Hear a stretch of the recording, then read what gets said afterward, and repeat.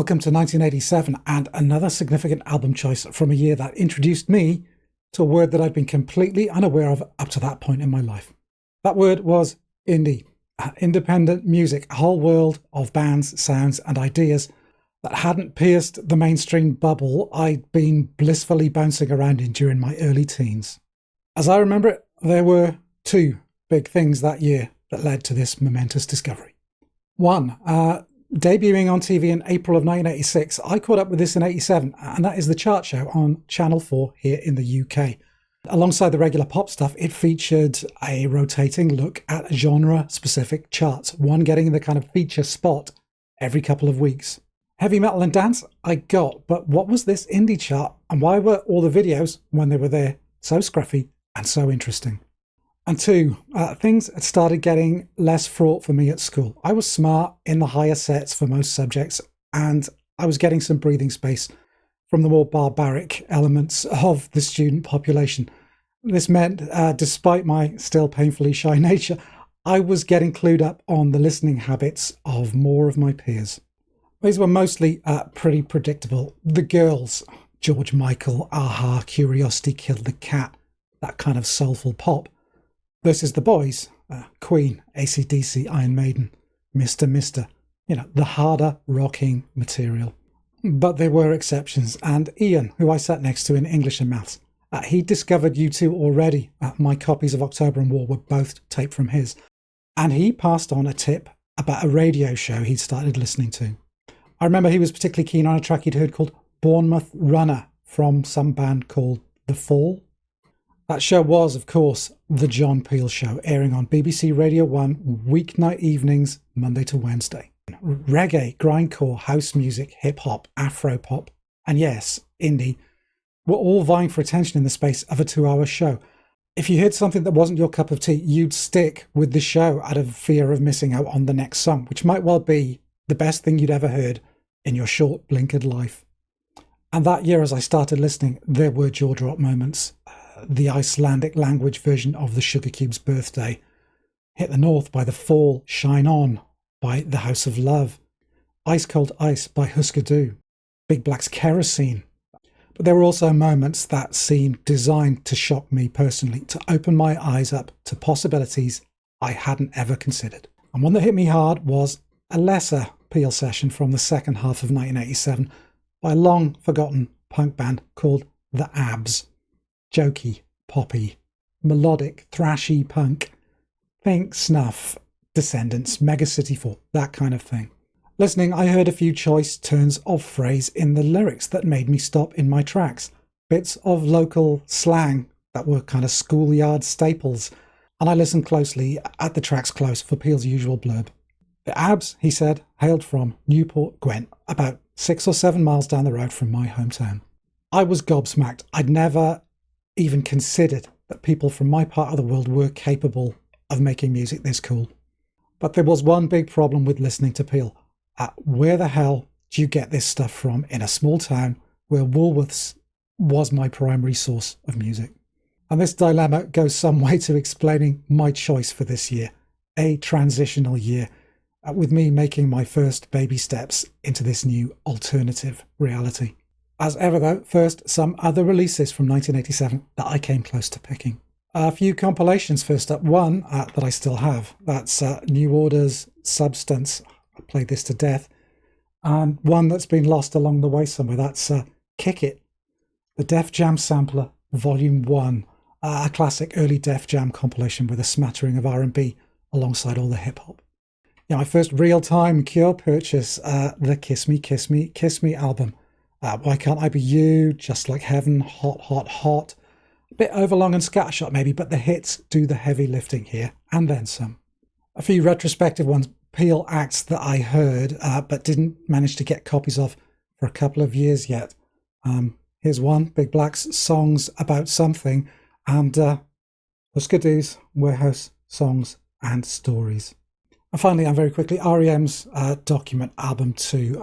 I'm fairly sure this was another retrospective purchase, but I might return to this one at some point in the near future. Anyway, on with my selection. And for a transitional year, the final album from a transitional band, a band who wouldn't see the rest of the year out. This is Strangeways, Here We Come by The Smiths. The band occupied 11 slots in John Peele's end-of-year Festive 50 in 1987, which is a fan-voted list, remember, with 7 of these tracks coming from Strangeways. Yeah, the Smiths fans were hurting, and the album being effectively a posthumous release, it came out in September, the band were done by June, made its strong showing in the Festive 50 more of an outpouring of grief than anything else, which is doing Strangeways a massive disservice, I think. I mentioned The Queen is Dead in last week's episode, a record I love, but I am one of those oddballs who thinks that this one, Strangeways, is at least its equal, and maybe better. And thinking back, I don't know what took me so long to find the Smiths. In my defence, their singles had all stalled pretty much outside the top 10. They remained resolutely cultish throughout their existence, and it was through a combination of Peele and some belated video airplay that finally brought the band to my attention. And for an album you'd expect to be something of a disaster given the atmosphere surrounding its creation, it should be viewed as a kind of miracle, really, because Strangeways contains some of the very best songs the Smiths ever recorded. Last Night I Dreamt Somebody Loved Me is, in my opinion, the greatest thing that they ever got down on tape. The mournful, open-ended progression of the piano opening, floating over crowd noise and whale song, continues for a full 2 minutes before the song slams in on the back of a dramatic orchestral stab. One of those minor to major chord changes, think Radiohead's Creep, is the hook which Ma's guitar melody spirals around. Joyce's crashing drum rolls punctuating each wave, Rourke's bass swaying and pausing, and Morrissey delivering an all-time vocal performance, a ghostly falsetto, sealing the doomed gothic atmosphere perfectly. A sad, loveless existence laid bare, cracking open into a pained threnody for the protagonist's dreams, for their soul. The one Smith song I would put in a time capsule, without question. But the rest of the album has highs aplenty, all underscored by a nudging air of experimentation, of pushing themselves beyond the jangly template that had come to define them. A Rush and a Push and The Land Is Ours, for instance, features no guitar at all. Johnny Marr's piano pushes the song along on a syncopated rhythm as close to reggae as the band would ever get. Although, of course, don't tell Morrissey, he wouldn't like that comparison one bit. I Started Something continues the band's late period dalliance with glam rock. Think the T-Rex nods of Panic or the Bowie Kooks still in Sheila Take a Bow. Yeah, a stomping backbeat with synthesized sax and brass bullying in on the chorus, and that queasy seventh in the chord progression. 50s and 60s death pop ballads, a long-time Morrissey obsession, also feature, most overtly in the Girlfriend in a Coma single, sweetness and cloying hyper-emotions vying for space in a short, pretty, jangly, but doomed love song. In fact, taking everything in, death is everywhere on this album. The beautiful folky airiness of Unhappy Birthday, my nomination for most underrated Smith song ever, masking a half-hearted curse, and the almost prototypically lovely chord sequence of Paint a Vulgar Picture, prettying up the tawdry tale of a dead pop star, and the contrasting response from the record company, how can we make money from this? And the heartbroken fan, how can I live without you?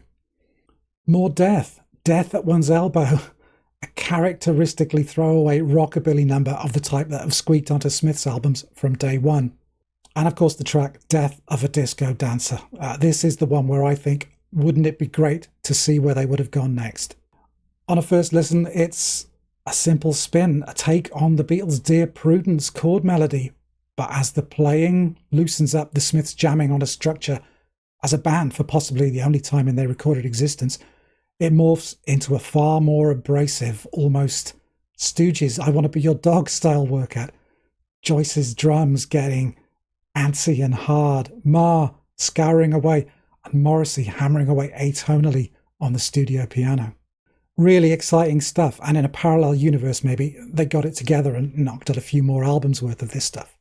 But as much as death seems to stalk the album, and boy have the critics psychoanalyzed the hell out of that angle, they still found time to casually drop in an all-time Smiths jangle masterclass in the shape of Stop Me If You Think You've Heard This One Before.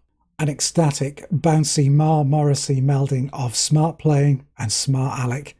A song so joyous, so quotable, so full of itself that not even Mark Ronson could destroy it, although he had a bloody good crack.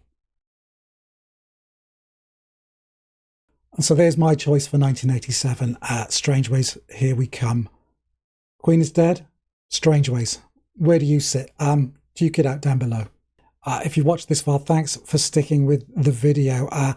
This one and the next few years are probably going to be slightly on the longer side.